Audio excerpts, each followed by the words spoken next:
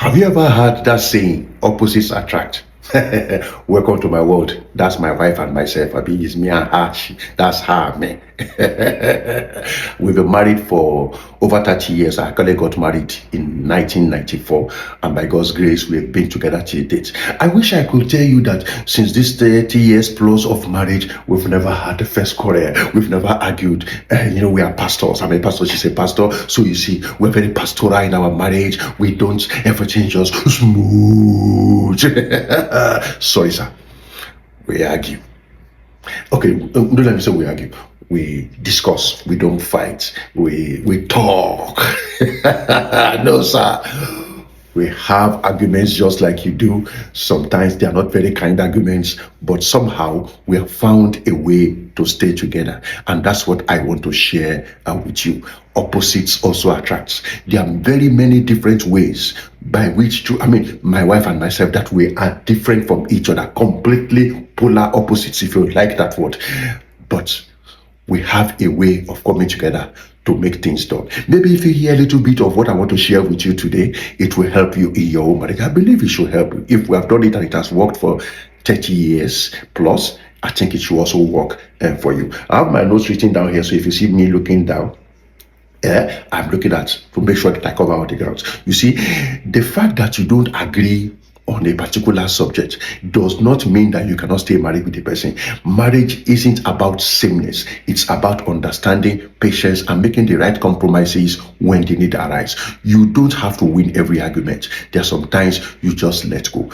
Personally, for me, though this may not be the topic directly, there are some things, there's a way I've applied. Should you always have an answer for everything?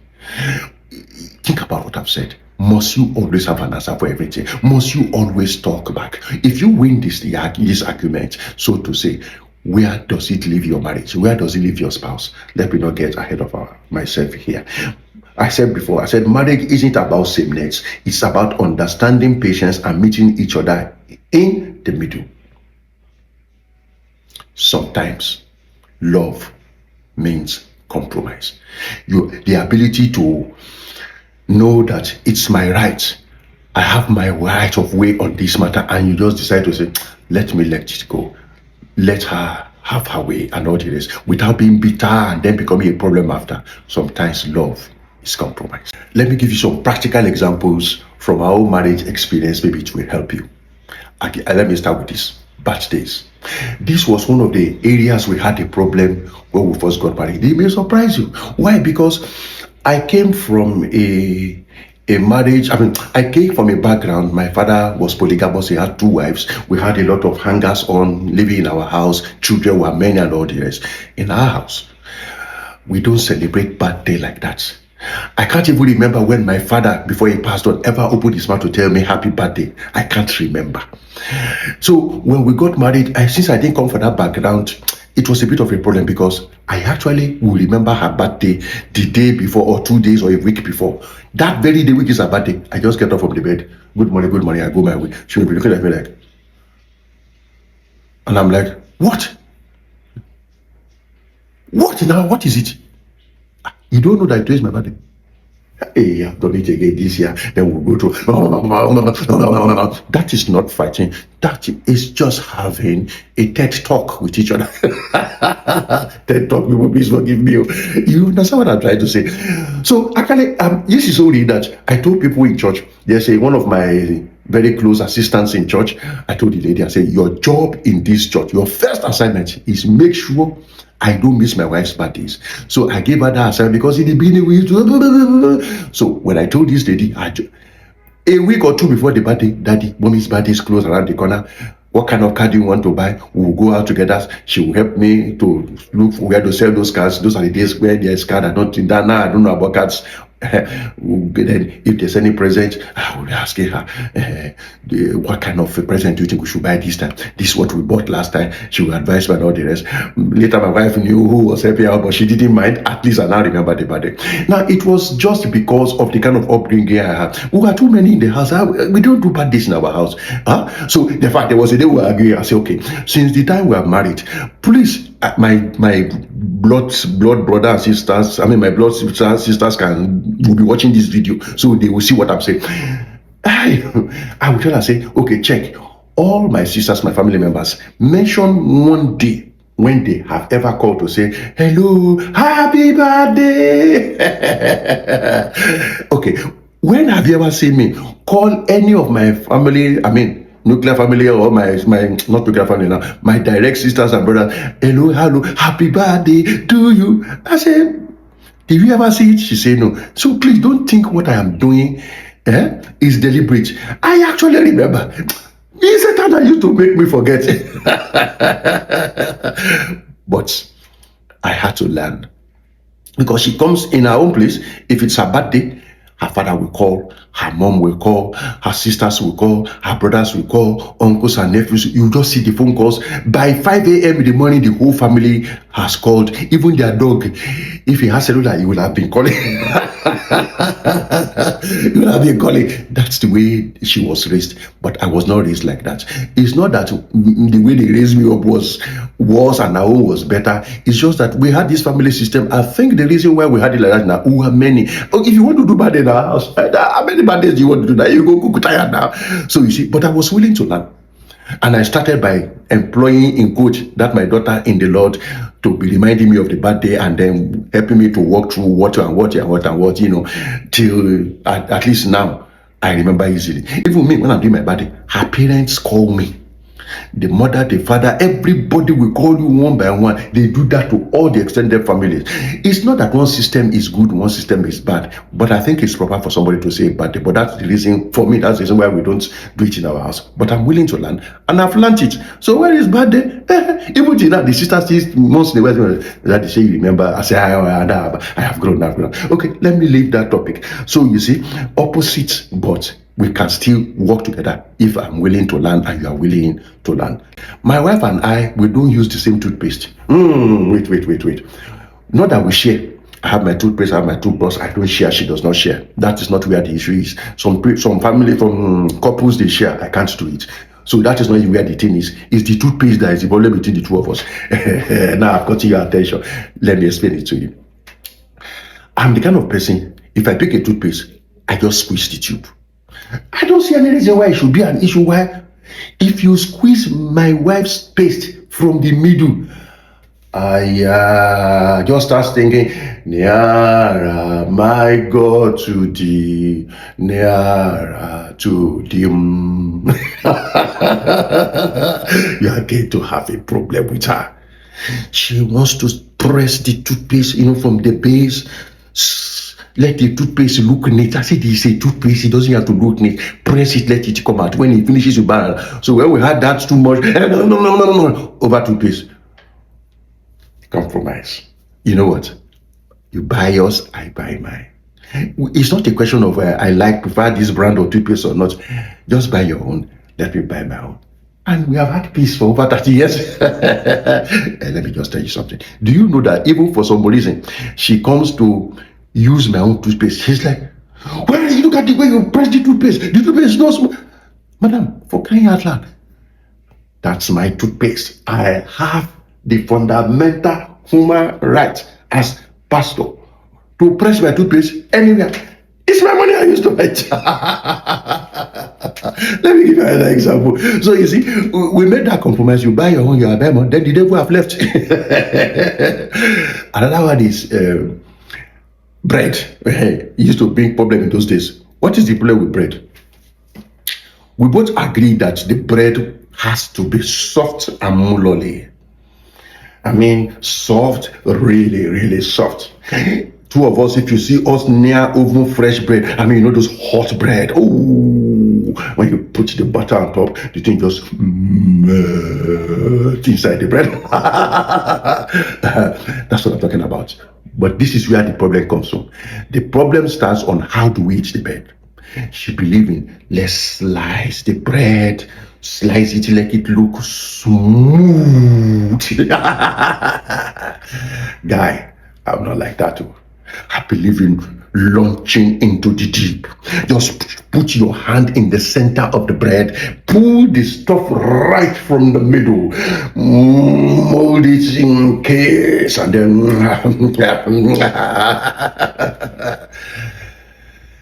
then we begin to have a problem. Why?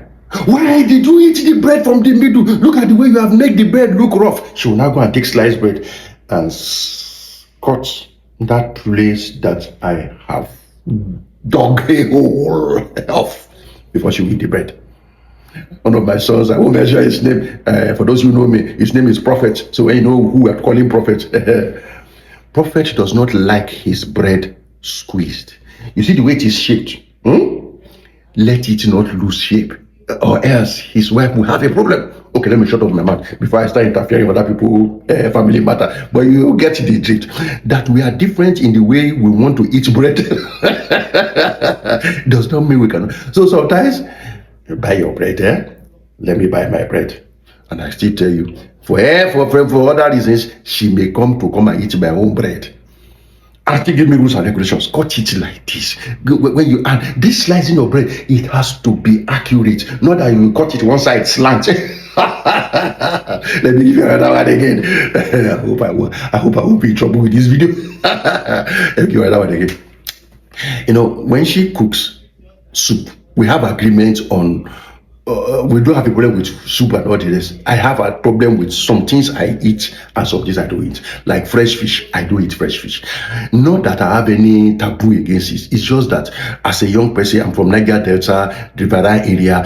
I have eaten my own fair share of fresh fish. I can eat dry fish, but not fresh fish. Anyway, that is not the story. So when she wants to eat fresh fish, she makes sure I'm not around.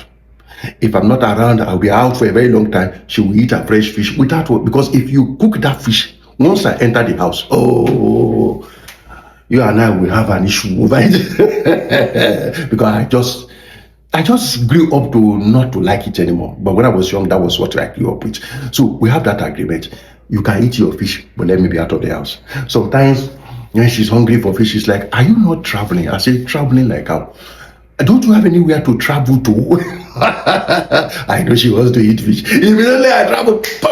I don't think I will get to the airport or get to the motor park first before she has gone to buy fish with her friends. And then we eat fish and be calling me on phone. "Hello, okay, we are eating fish.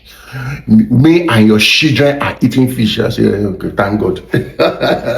So you see, we can agree on it like that without having a problem. I'm the kind of person like now, when she cooks, maybe she cooks a pot of stew. Okay, let me now I'm going to be exposing myself too much now. When we cook a pot of soup, I'm the kind of person who can, should have brought an handkerchief. Anyway, say this my fedora is fine. Yeah, now tell me it's fine. Now type it's fine. Type. Oh yeah, type is fine. Is it not fine? Anyway, so I'm the kind of person like, you know what? Let's eat all the pieces of meat that is in the pot. We'll be dealing with the stew later. She's like, no, take 2 pieces. If she's kind, take 3 pieces or 4. Whatever, depending on the size, go and eat and leave the rest. I'm saying, okay, you know what we will do. Shebi is you and I, the children are no longer live in the house with us. They've gone to their own family, they've gone to their own family, something. Okay. Give me all my, I'm like a prodigal son.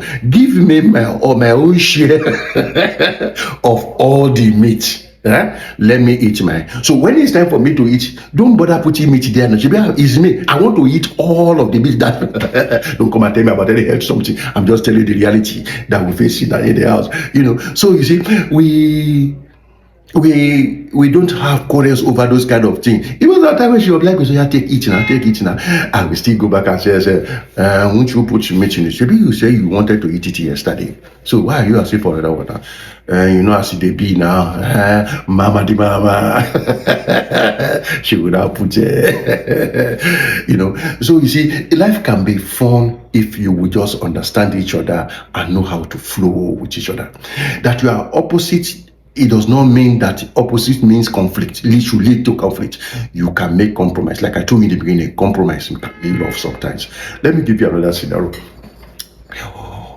Most of the time, we don't sleep on the same bed. I have my room, I have my bed. She has her room, she has her bed. You know why? It's because of you women. You women are the one that cause it. Now, let me explain. If we sleep on the same bed, I hope she won't hear this or not.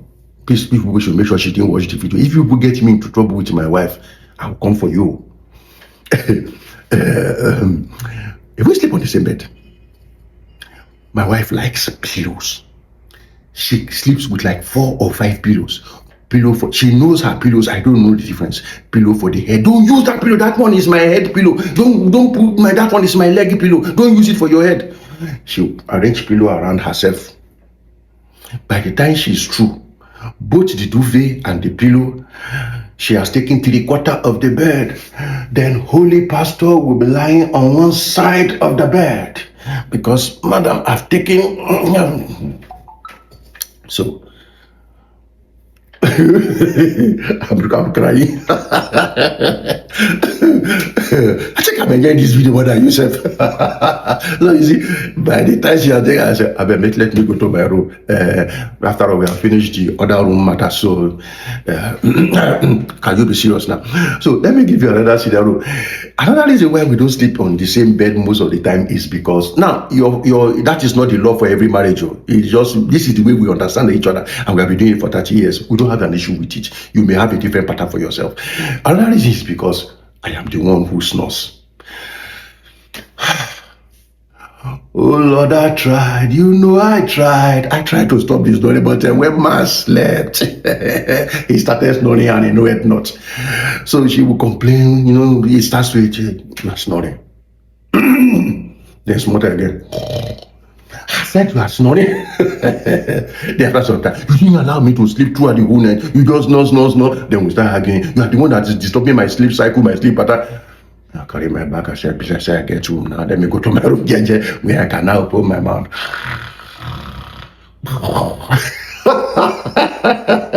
God is having us in the name of Jesus. So I don't know. Okay, what is happening in your marriage? What are the interesting things that you may differ from your husband? Please, I will appreciate it. You see, because some of these our Gen Z marriage people, they think because marriage is not you trying to make your spouse to become like you. Don't try to make your husband or your wife a clone of yourself.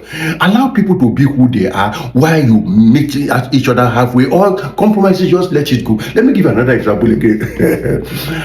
My wife likes eating out. When I'm eating out, that she cooks, she's a very fantastic cook. But once in a while, like sometimes with like any other woman, maybe you are tired, you don't feel like cooking, or you're just like, okay, let's go out as a family.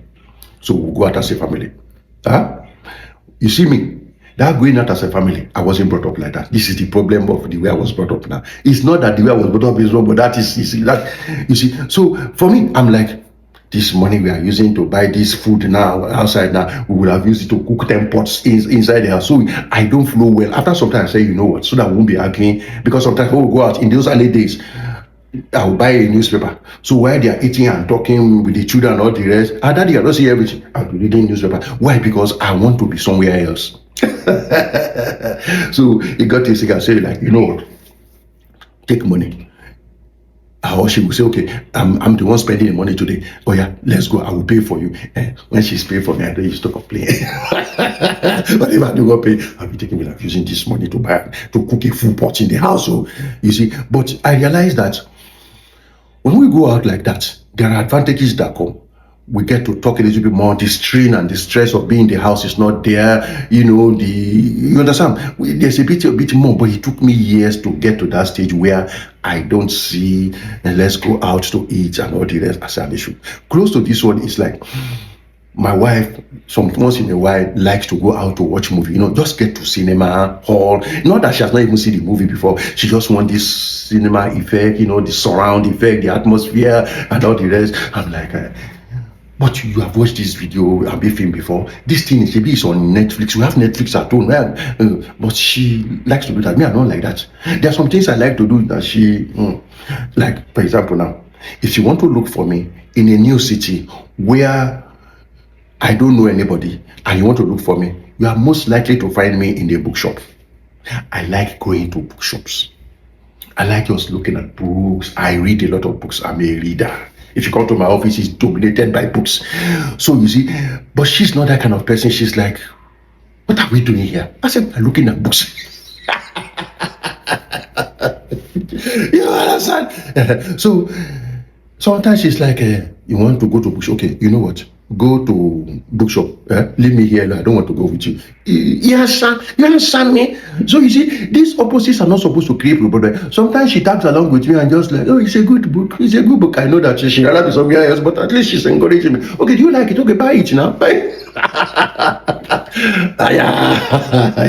If they don't give you food this afternoon, you will be the one that cause it to. So you see, we are like opposite attract. I'll give you an example, another example now. Why she likes going to the movies, I like going to gadget shops with the latest phone, the latest speaker, the latest technology.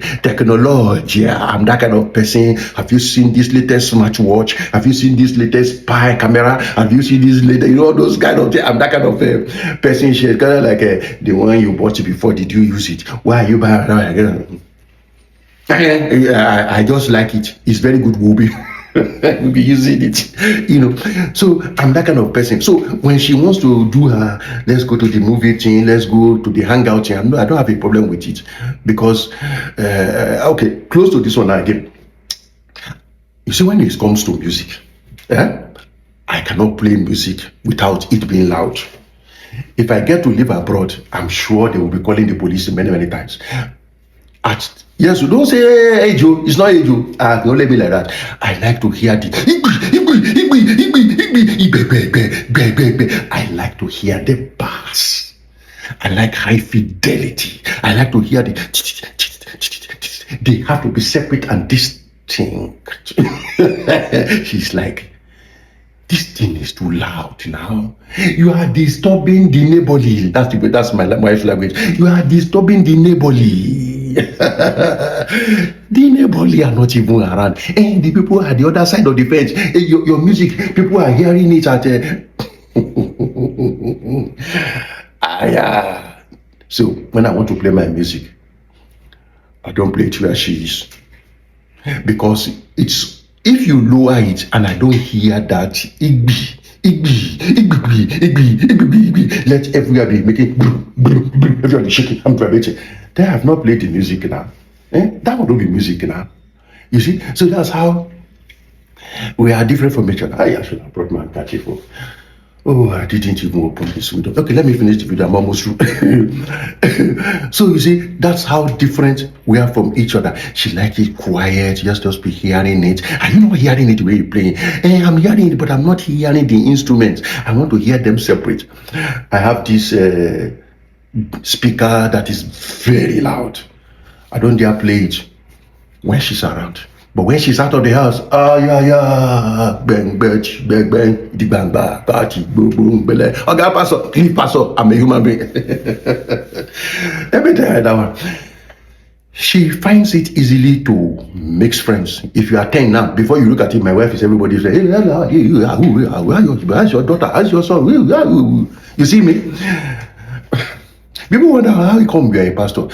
I am an introvert. I'm like a recluse most of the time. I just like to be alone, to read, to listen to my bare music, or if it's someone or not.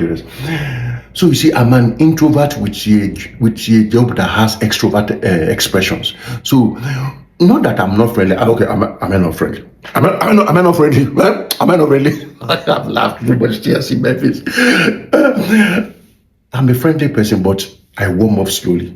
Actually, the problem is when I meet somebody first time, those first few minutes, I will be assessing you spiritually. I just don't know how to get out of it. It is when I'm with this person, who is this person, who is this person, yeah, I'll be going down, scanning. Okay, this is a good person. Then I'm actually very funny. Okay, am I not funny? I'm actually a very funny person, but it takes me time. But once I warm up,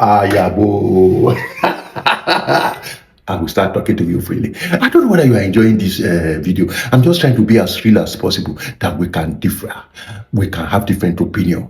We can have different philosophies. It doesn't mean we can still have a good marriage, between us. Let me conclude with this. I wrote something here. Love is not tested by similarity. It is tested by differentiality. Don't worry about the grammar. It is tested by being different and still be able to be together. It is tested by your patience, being able to make compromises, because sometimes God joins two opposites because he intends to bring something balanced out of it, and something beautiful and something whole. I don't know the kind of marriage you have right now, but I think no matter the difference, there can be compromise. Things can be worked out.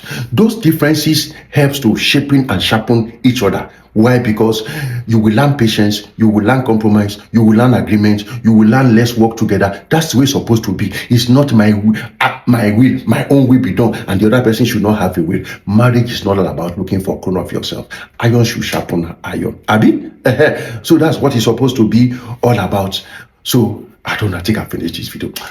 Let me have your own marital experiences, the fun ones and every other thing, the differences. How did you work it out and all the rest? If you have not subscribed to this channel, we've had fun doing this video together. I actually enjoyed this video. Subscribe to this channel, like, comment, and share. God bless you. I'll see you in the next video.